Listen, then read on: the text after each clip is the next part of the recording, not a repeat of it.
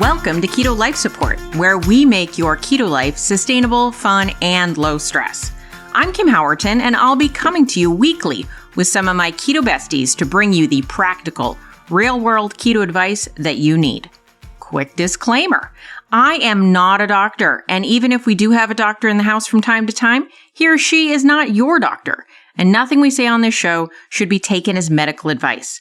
Always check in with a trusted medical professional about your own personal medical concerns.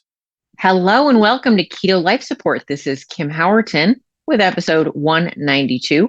And on today's episode, I'm going to be talking about some metrics to monitor when you're trying to maintain or regain insulin sensitivity.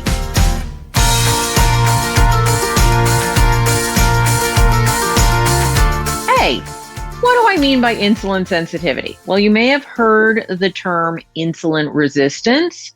Insulin sensitivity is the opposite. So resistance is a resistance to insulin, right? It is resisting the action of insulin. You need more of it to accomplish the same job as less of it. But sensitivity, the opposite.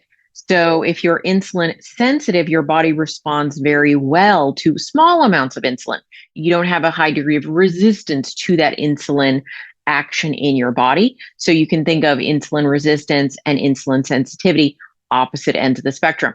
Now, some people will say something like the degree of insulin sensitivity, where it's saying like, where do you fall on that? Or the degree of insulin resistance, right? They cross by each other, but you can think of someone who is insulin sensitive is the opposite of somebody who is insulin resistant. And as most of you probably know, you might start out mildly insulin resistant, but over time, if you progress and become more and more and more resistant, you're going to eventually end up in type 2 diabetes land, right? These are spectrums. So when I might say in today's podcast, insulin sensitive, just think you could also say less insulin resistant equals more insulin sensitive and vice versa, right? Opposite ends.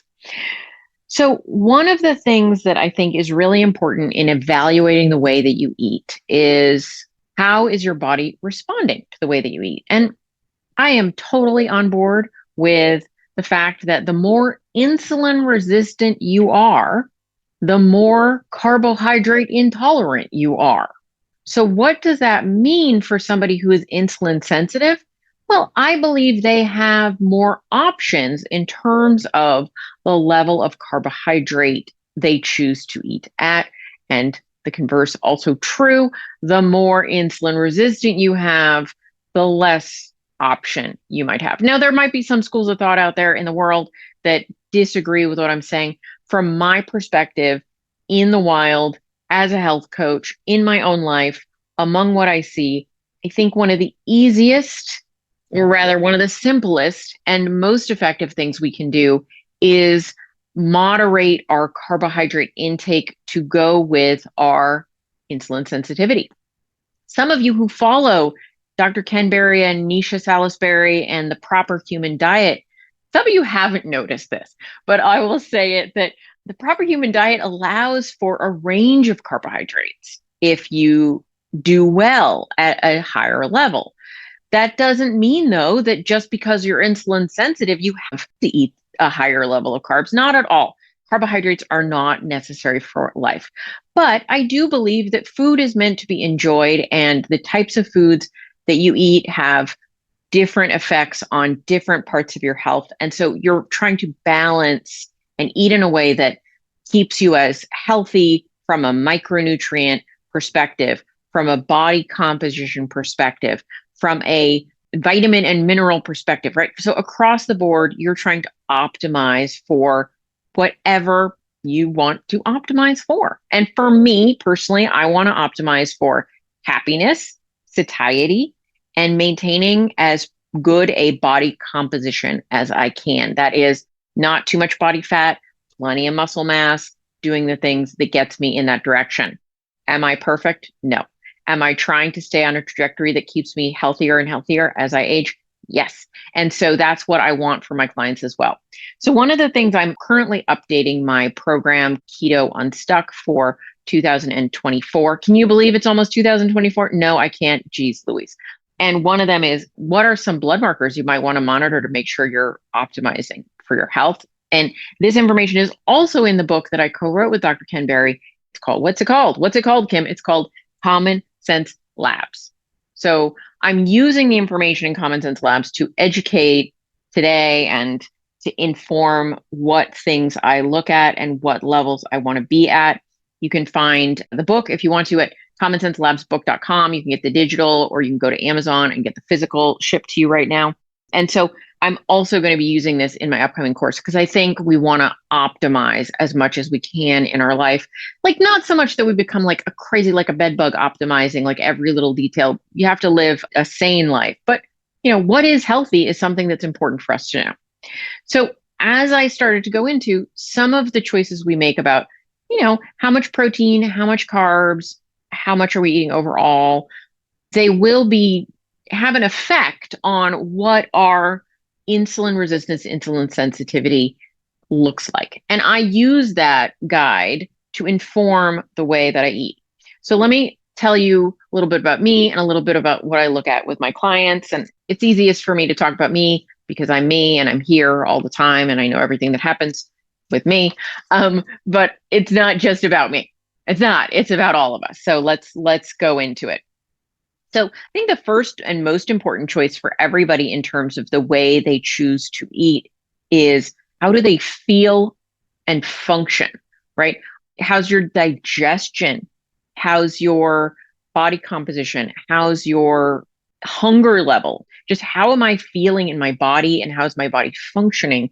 Those come first, right? We want to have a good day every day, or as many days as we can. From there, we're going to start to monitor some metrics. We're going to monitor, how's our blood pressure? How's our waist to height ratio? Like, what's our body composition from the outside look like?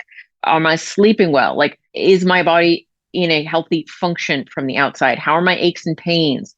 So this is before we even really get to any testing that requires more than a tape measure and a blood pressure cuff, right? Then we start to go more internal. And from there, we go to the blood labs, because I want to look at what's going on internally, and getting your labs done at least annually is an important check-in on how your body is doing. And it will inform you if you're eating in a way that works for your body in a lot of ways. So I'm going to list a bunch of tests today that I like to see my clients monitor, myself monitor, that help give me some insight in, am I making proper dietary choices? Now, remember, we're always starting from a certain place. And if we're metabolically deranged at the start, it might take some time to get to better and to get to finally good. But we want to be, moving in the right direction. Don't expect perfection day one, but you should be moving in at least 1% better, direction on the regular. The first blood thing I monitor is actually not an annual lab. I do monitor it more annually. That's wrong. More than annually. That's my glucose levels. At times I've used a CGM, a continuous glucose monitor, because I needed more regular measurements than I might get from a glucometer, a finger prick tester. But at this point, I usually just do that because I'm just doing occasional check-ins. But for a lot of my clients who've never monitored their blood sugar, that can be a really great one. So what am I looking at? I'm making sure my fasting glucose is staying in a range I find healthy and that it does not go out of range too far. Now, if I'm eating in a way that is working for my body, I'm not going to see more than like a 30 or so point elevation postprandially. That means after eating at any point. So I'm going to see my glucose go up and come back down within a 2-hour time frame. There's a whole section on this in the book. So if you want more detail, you can look at that. But when I eat very, very low carb or almost no carb, obviously that rise is going to be less. But even if I'm eating more carbs, I still want that to be a reasonable rise, not too high a spike. What's the difference between a rise and a spike? It is subjective. But I would say, like, for me, I'm like, oh, it's a spike when it goes way up and is very pointy, but it's more of just a gentle rise. And I'm looking for, some rise, but not a lot of it. when do I check this? Well, just kind of do spot checks every once in a while. And sometimes if I'm eating a food where I'm like, this is a little higher carb than I usually eat, I check in on that. Now, one caveat I would say is your body gets used to a certain carb level. So if you make sudden changes, like you've been at 20 grams of carbs forever, and suddenly you're like, I'm going to 60, your body's going to have a couple of days to maybe a week or two of like, I'm wonky, where your blood sugar might be a lot higher than you would expect. Give it some time to settle in, maybe gradually change. I'm not suggesting you change anything, but just some common sense here. If you are eating a totally ketogenic diet and then you have a Carbapalooza one day and your blood sugar is just crazy high, that doesn't necessarily mean that you're super insulin resistant. Think of insulin as like how many factory workers you have.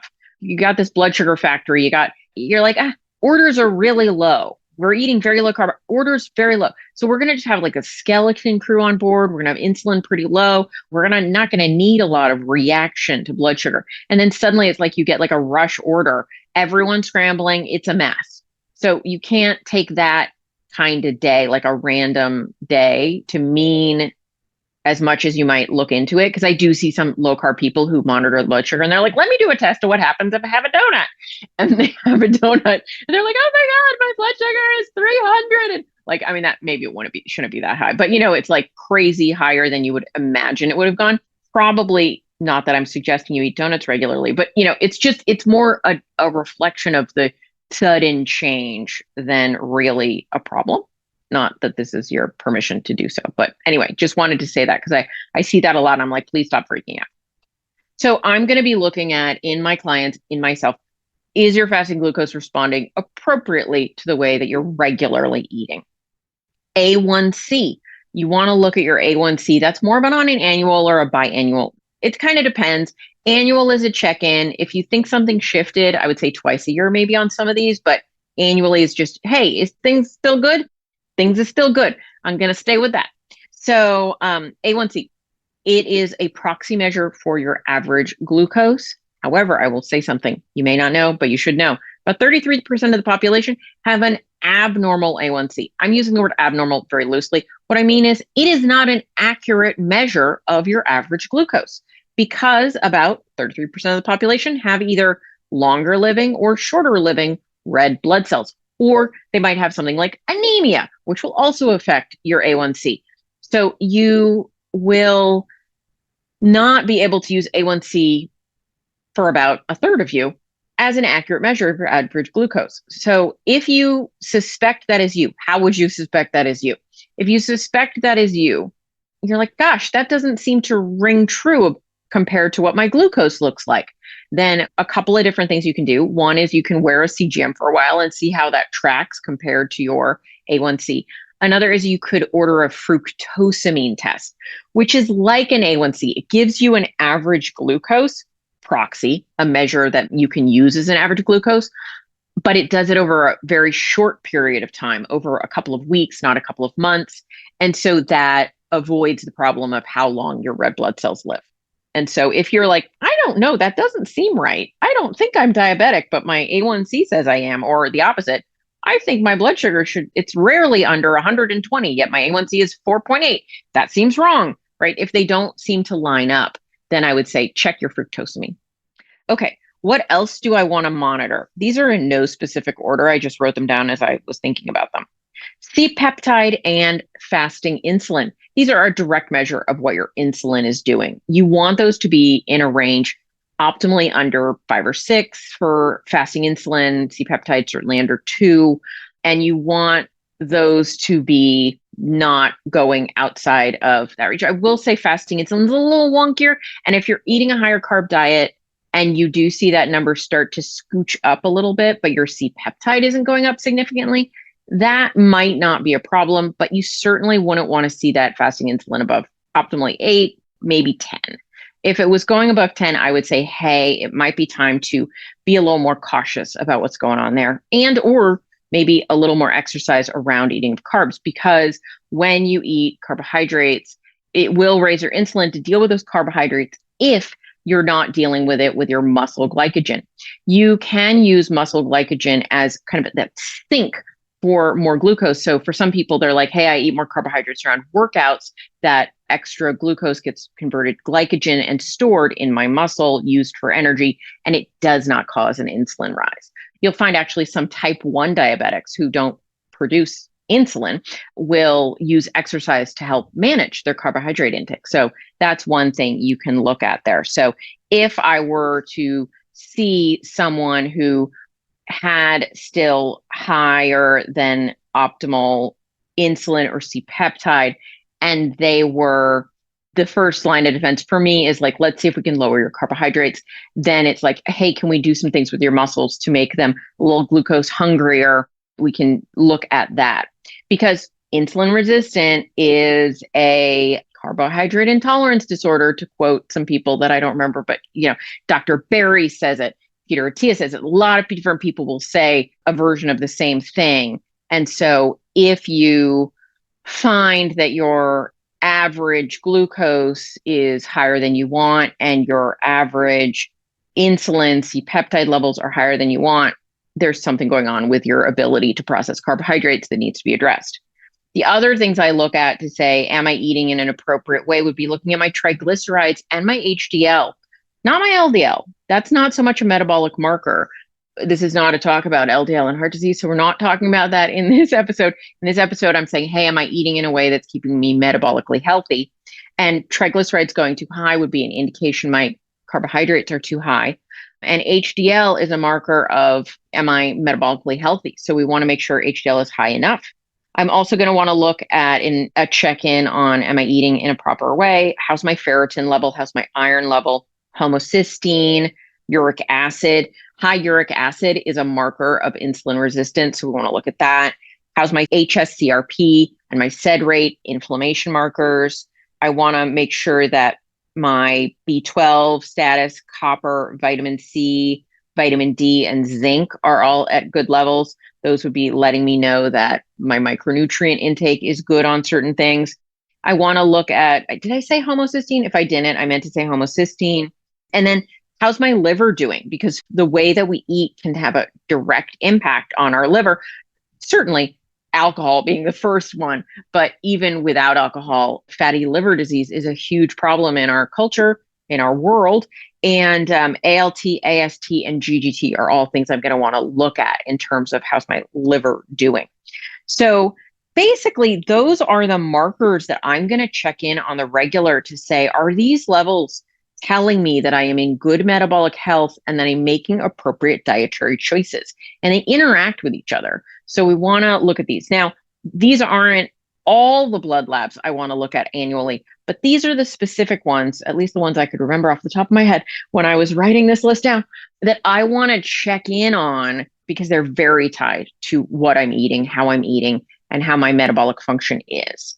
And so for me, if these markers are all doing well, that is an indicator for me that I am insulin sensitive rather than insulin resistant. And what would I do for myself or a client if some of these started to come out of line? Well, if my insulin and C-peptides start rising more significantly than my diet indicates they should be, then I would probably lower carbohydrates. And I also might look at, am I being active enough? HDL similarly, am I being active enough? And am I, eating in a way that keeps me metabolically healthy? How's my glucose responding to the way that I eat? I want to make sure that's in an appropriate range. I want to keep my triglycerides in the right level. If they go too high, I would look at, am I keeping the carbs in an appropriate range? I just keep saying appropriate range, but that's pretty much what I'm saying.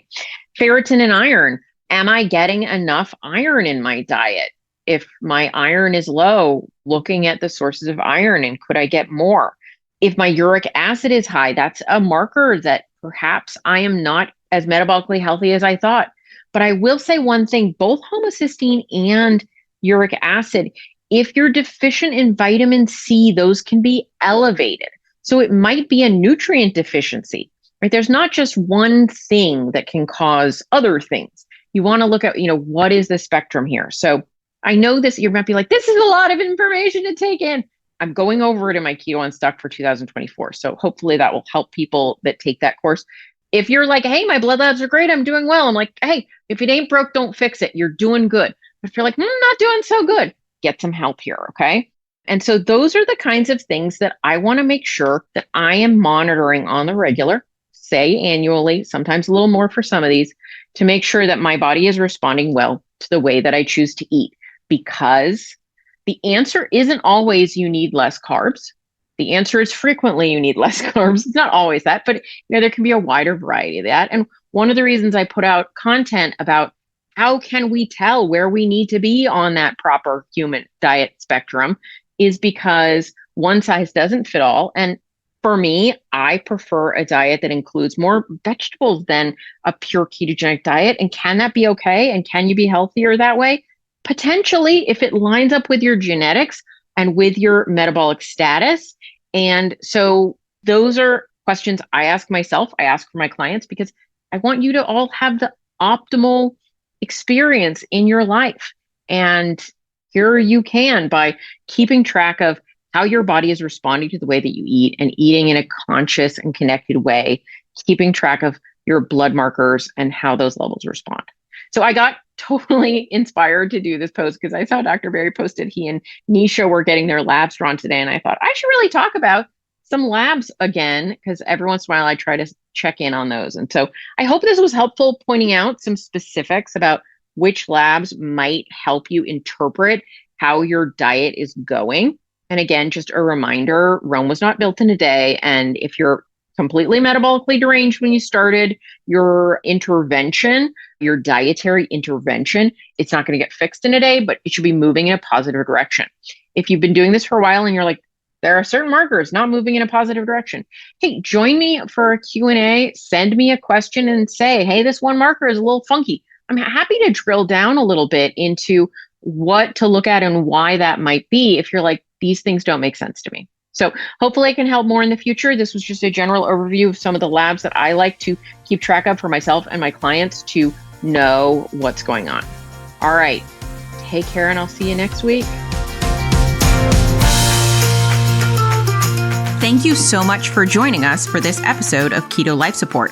Want more information? Want show notes? Want to suggest a topic? Just head over to ketolifesupport.com. That's where all that kind of thing can go on. By the way, I have a request. If you could go to your podcast host and hit subscribe, we would really, really appreciate it. And what would be even more awesome is if you could write a review. And what would be even more awesome than that is if you could write like a really flattering review. Just asking, you do you.